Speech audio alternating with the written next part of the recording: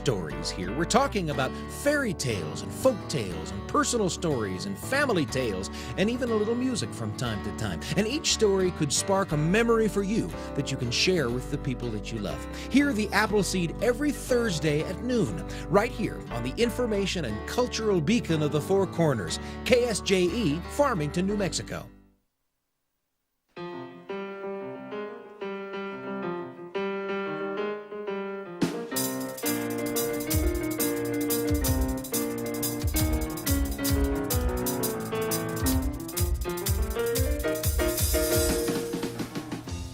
10 minutes past 8 o'clock. It is Thursday morning, the first day of August, 2024. Good morning, everyone.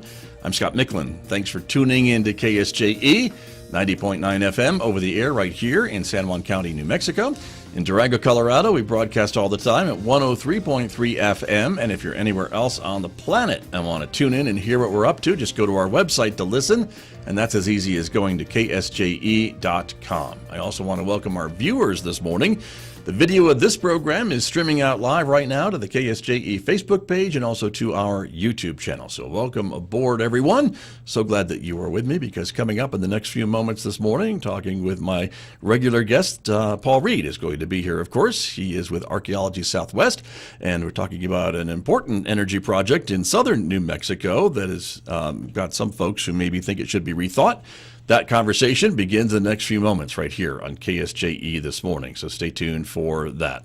And then later on this hour, I'll be checking in with my friends from the Rio del Sol Kiwanis Club. They are busy getting ready for the annual Dining with the Dead event on September 7th, of which I am a part of that as well. We'll be joined by them, and you'll learn more about some of the historical Farmington and San Juan County characters who will be brought back to life at this Dining with the Dead event on September 7th to proceed to benefit, I should say, the Rio del Sol Kiwanis Club and all the things that they do in our community. So stay tuned for that.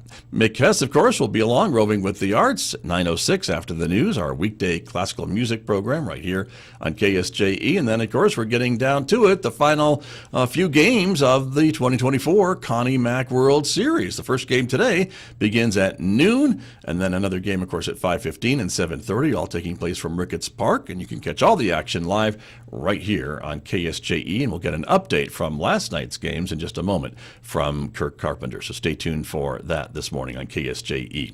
You can also connect with us on X or Instagram, and you can find our podcasts on all the places where you're listening to podcasts. You can subscribe for free and maybe discover a new program that you may have missed. Outside our studios here at San Juan College, it's a partly sunny Thursday morning. The temperatures are already at 72 degrees, and we're expecting a sunny and hot day today, 96 for a high in Farmington this afternoon. Tonight's low 71 with partly cloudy skies. And then take a look at tomorrow, a 50% chance of rain showers in the forecast for Friday. That may impact the baseball schedule. We hope not, but we'll see what happens. 92 for a high on Friday in Farmington, 69 with another chance of showers overnight. And then if there is a game on Saturday night, it's another partly sunny day today with more chances for rain on Saturday with a high near 90 degrees. More chances for rain on Saturday night, low near 70. Again, that chance for rain all the way into Wednesday of next week as that monsoon pattern of moisture kind of firms back up again over our area for the next several days.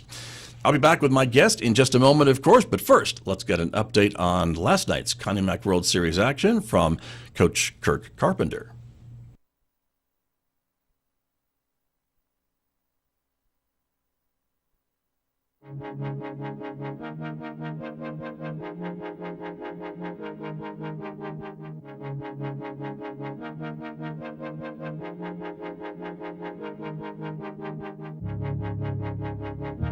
Three more teams exited the 2024 Connie Mack World Series and one winner's bracket game as well.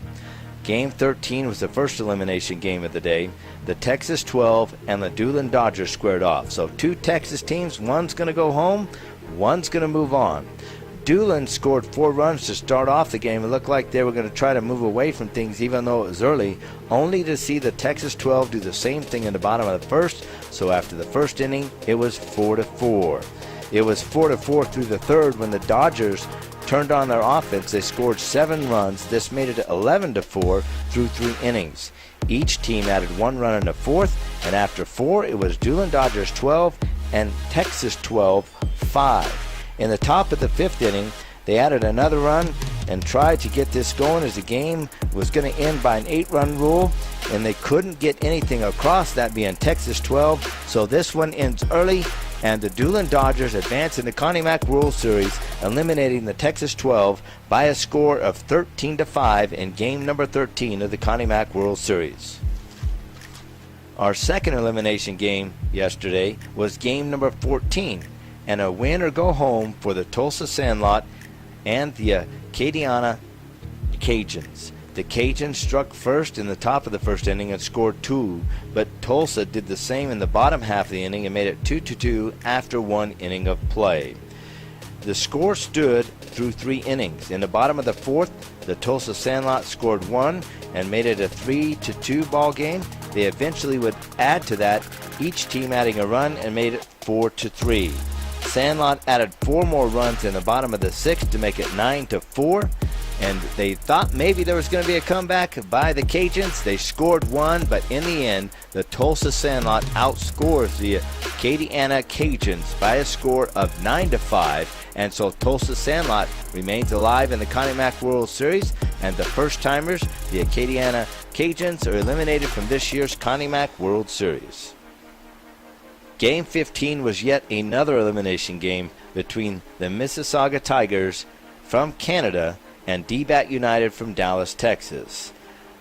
Part of the story on this one is Mississauga lost half their roster since they came to Farmington. They came here with 24 players, and in yesterday's game, they had 11 on the lineup card and only had 9 that were actually suited out. Now, the reason for the departure of some of their players, we don't have that information, but what we can tell you is what we've heard is some of it's from going to Team Canada in the Olympics, some of it's tournaments. Irregardless, Mississauga fought hard. They fought hard with D-Bat for 3 innings. They had the early lead in part of this game, but in the end, D-Bat turned on the offense. They scored 8 runs in the top of the 6th inning to make it an 11-2 ball game after 5.5, and that would be the final. As D-Bat moves on into round 4, Mississauga is eliminated from this year's Connie Mack World Series, but again, give them credit. They didn't have a lot, but they had a mighty fight in them, and as they say, it's not the size of the dog in the fight, it's the size of the fight in the dog. So give credit to Mississauga, but also give credit. D-Bat showed why they're here in the Connie Mack World Series, why they're an automatic bid, and they win this one, and they move on to round 4 of this year's 2024 Connie Mack World Series.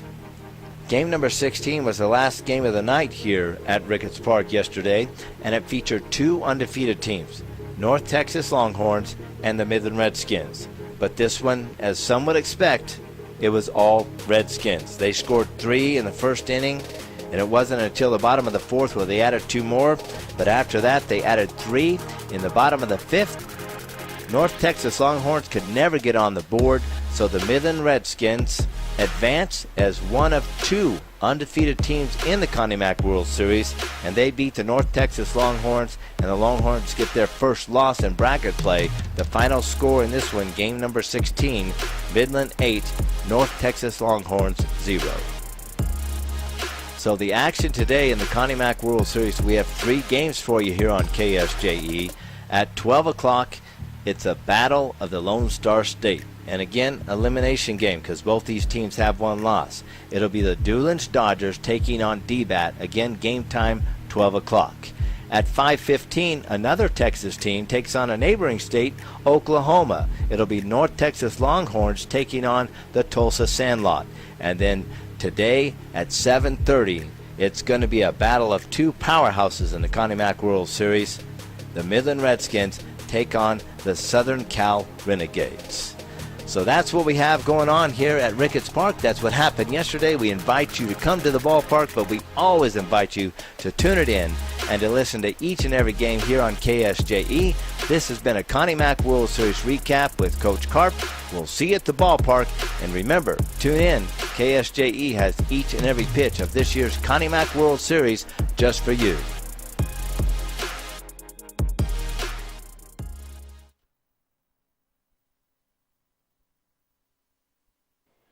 KSJE is supported by San Juan Regional Medical Center, whose vision is to deliver world-class care making life better for the communities they are privileged to serve.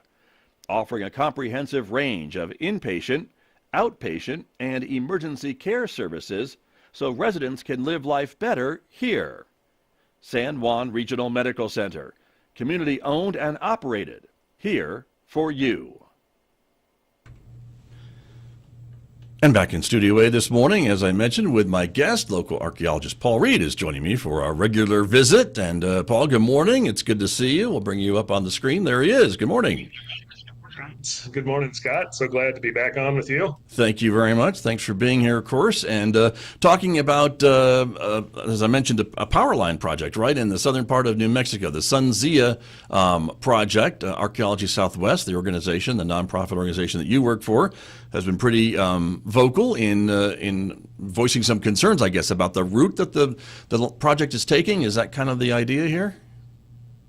Right. This is a fairly massive, crossing several states, big project, big transmission project, and yeah, we've had concerns for a long time, as have many of our tribes and of our fellow tribes. Our tribal colleagues and friends in the area. Yeah, the map's very helpful, and this is a clean energy project, Scott. It's things that a lot of us want to see happening. So there's not opposition to the idea of doing this. It's more about the routing.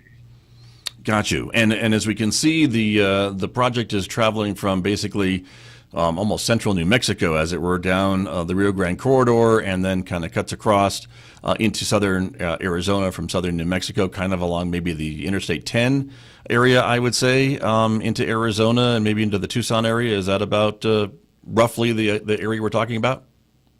Right. And the area of great sensitivity, I think, there's potentially others along the way, but is the San Pedro Valley, just a little bit northeast of Tucson. This is an area that has, been used by Aboriginal indigenous folks for thousands, tens of thousands of years. And it's something that was really highlighted early in the scoping process. That's the way we talk about it. When big projects come out, they put out requests for information and scoping.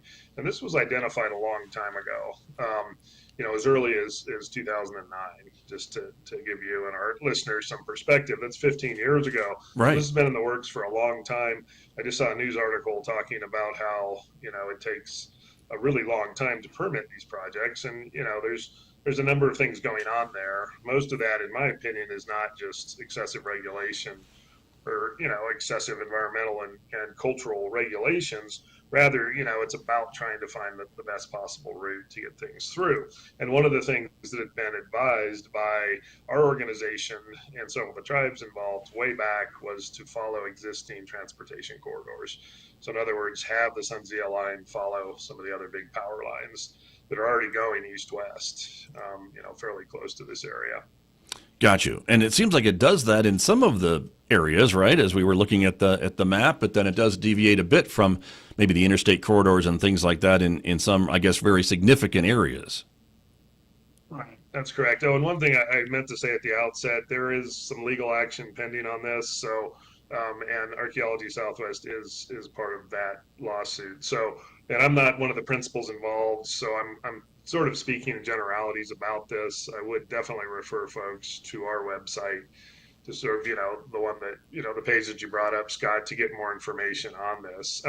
Gotcha. And, this is just one of these things where if we get out in front, as we've talked many times, Scott, if we get out in front on energy development projects, whether they be oil and gas or coal, as unlikely as that is these days, different wind and solar projects, we can generally find pretty good solutions on this. So one of the things that, we feel has happened here is that advice was given to BLM at various points, and that advice honestly wasn't taken. And tribes pretty early said that the San Pedro was a very sensitive area, and that if this corridor, this transportation corridor, was going to go through, then they felt like there should be a pretty comprehensive study. And this is something that we've talked about as well in the greater Chaco area, Scott, where, you know, we can kind of identify individual archaeological, cultural, or historic sites and try to find ways to avoid those. But if we have a great concentration of those cultural sites, of sites that tribes consider sacred, of traditional cultural places, then it is incumbent on whoever the agency is, in this case BLM, to do a more comprehensive study and try and understand how that cultural landscape might be impacted by a project of this scale. And that's what we feel and the tribes feel really has not happened.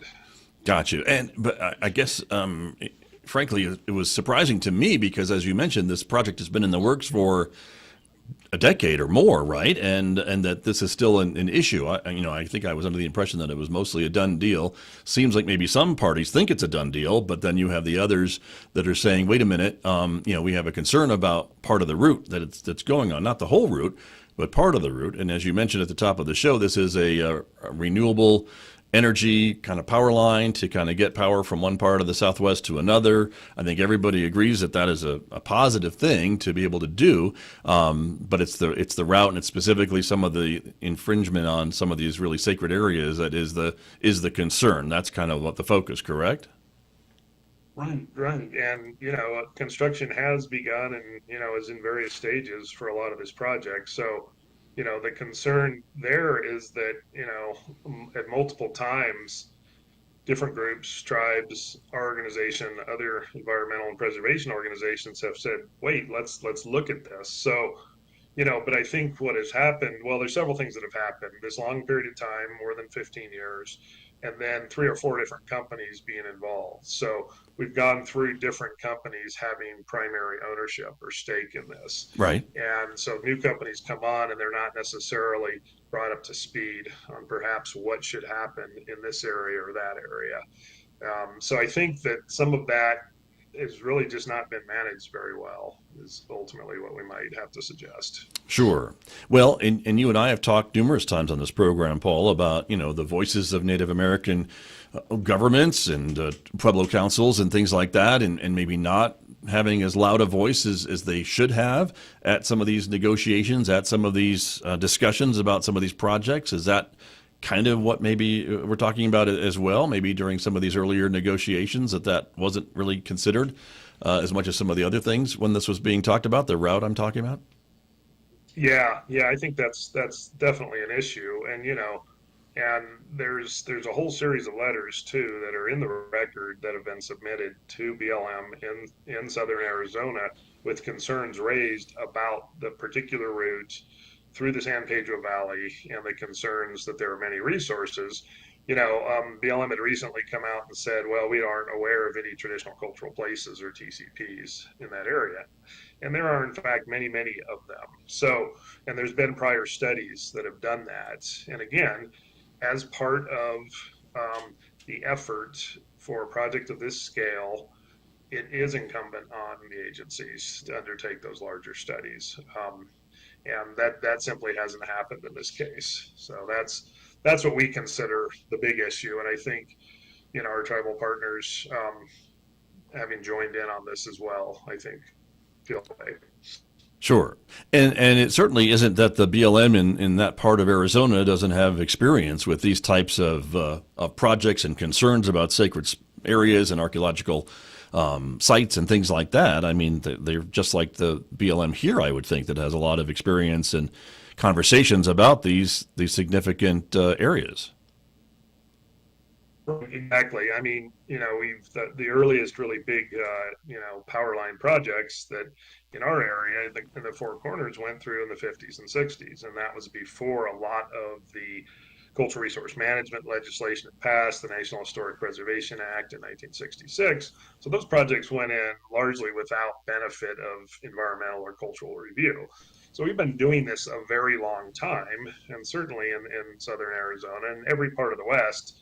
I think the Bureau of Land Management should be very clear on what their responsibilities are in this case.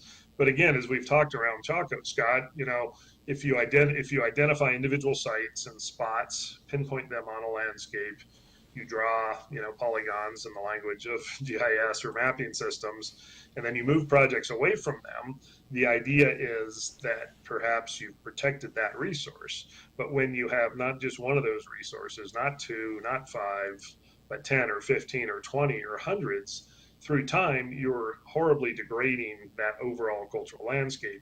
And this is something that is in the legislation. It's in the National Historic Preservation Act. It's in the National Environmental Policy Act, or NEPA, that projects have to consider impacts on these larger cultural landscapes. So I think that's really where we settle on this for this very sensitive cultural landscape that is the San Pedro Valley.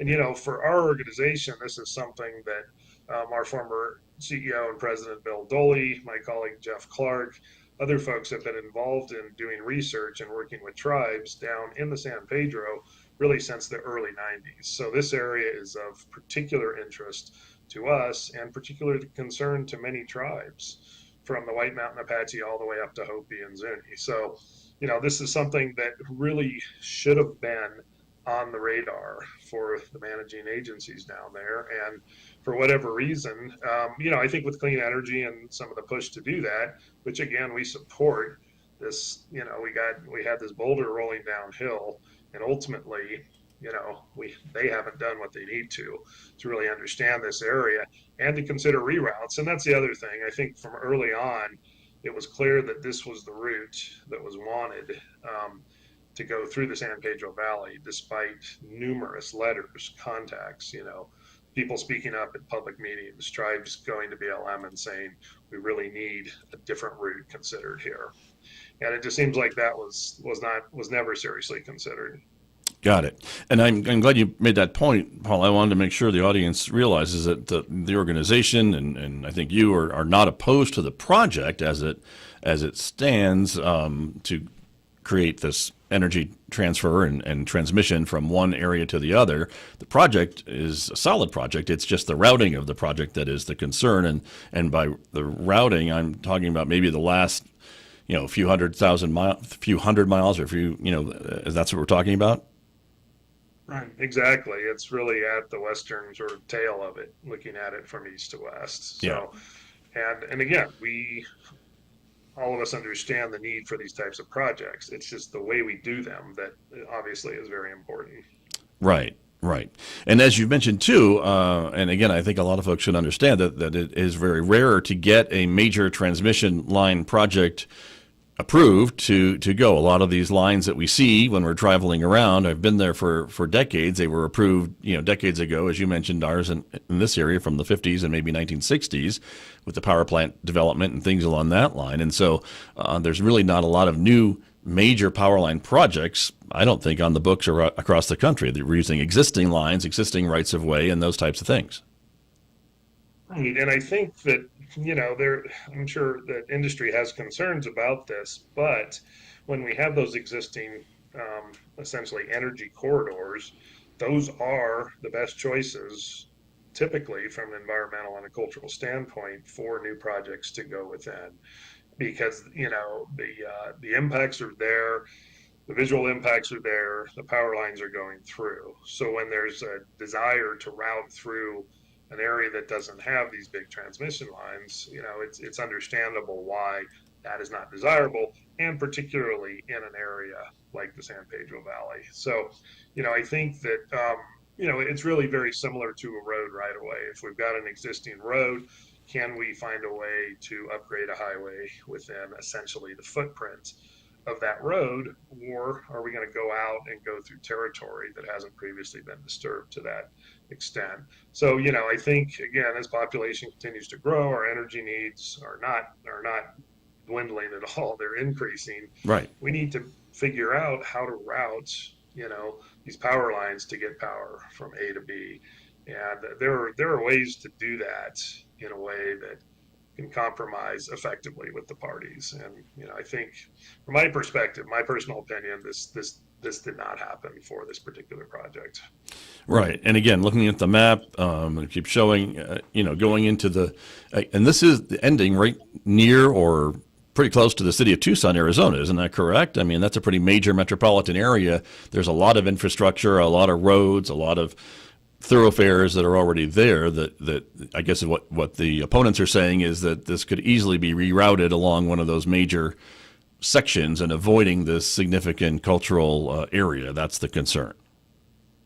Right. Exactly. And, we've certainly heard, some pushback with, well, there are sites everywhere, and how are we supposed to accomplish this? But there are areas that are of greater concern. I think, having worked with pueblos and tribes for a few years now, there are multiple areas of concern, but there are some that simply are of greater concern. And, this again is not something, it's not something new. It's something that's been talked about now for years. So there is I think, some puzzlement on at least our side of the fence for how the project went through in this particular way. And so anyway, Yeah. we will see how Right. all this works out. But this kind of gets back to something that I feel like should be one of the main concerns or mantras for this type of work is get out early, have public meetings, get input from all the parties, and do what I would think of as a true scoping exercise, and not sort of a box checking one where you're actually getting input. And however the project is set up, there hasn't been a decision or a determination made before those public hearings and that input period starts. Because otherwise, what we don't have is an actual process of taking the input and then seeing how the best possible route or design can be implemented. Sure, understood. And I guess this goes back to the other conversation that we've been having too about Native American groups and other cultural groups and having their voices heard. And I guess the idea too is as their voices get louder and more respected and listened to, that maybe some of these things could be avoided in the future if you can get these set straight away from the onset of a project like this. This is a multi-billion-dollar project, as I imagine. Exactly. And I think that, in this case, that the time span of the project, the fact that it's had multiple owners and designers through time has really hurt that effort, because, and we've seen this at various points in the area around Chaco as well. If you have an operator doing a series of wells, a new operator comes in, they don't understand what's been put in place by BLM perhaps and the prior company. And I think with SunZia, the changing ownership through time has not been helpful. And I think that, there hasn't been sort of that larger level of discussion of here are the concerns about how to actually implement this project Gotcha. on the scale that they're wanting to do it. So I think what does happen frequently on these large projects is a piecemeal approach is taken. So, a company might be working with BLM in New Mexico and then in Arizona, and you're going to cross potentially multiple boundaries there, different field offices. But what you don't have is sort of that higher level of management that lets a more comprehensive approach be taken from the beginning. And again, it's this is not a model for how to do these types of projects. And all we can really hope is that lessons get learned. And I think in different areas that I've worked in, that there is that awareness now that early and frequent input from constituent groups, the tribes and pueblos that are on the land nearby and whose ancestral lands are going to be impacted, and the public, ranchers, other people in the area. Let's get all those folks to the table and talk about this. And even if the project is considered to be, of importance and priority, that's great. But, we have to go through those necessary planning steps. Sure. And so again, I guess like many other disputes, this one is going to end up in court, or has already, right? There's a court case, and that is the issue. And we'll see what happens. Is there any kind of timeline on a resolution to this? Probably not at this point. It's caught up in the courts right now. So yeah, it's unclear how long it's going to take to go through that process. And I think as a general rule, Scott, it's going to the courts, for a lot of the things that we might do in the environmental or cultural realm, this is never the desired path because this takes a very long time to see resolution. And it kind of comes back to what we've talked about a lot is, if the parties can get together and sort things out, then we don't typically get to this stage of it. Sure. But that does require a willingness to go through that process and to really, when we're thinking about land management projects or projects that are going to impact large pieces of our landscape, I believe, and I think many in my field do, that we need large scale approaches to understanding those lands. And I know, having worked with many Pueblo and tribal partners over the years, that those groups definitely feel that way as well. And so we kind of keep circling back to the idea of cultural landscapes being a very important part of what needs to be addressed. And this is a very different thing than putting in a small scale project here or there.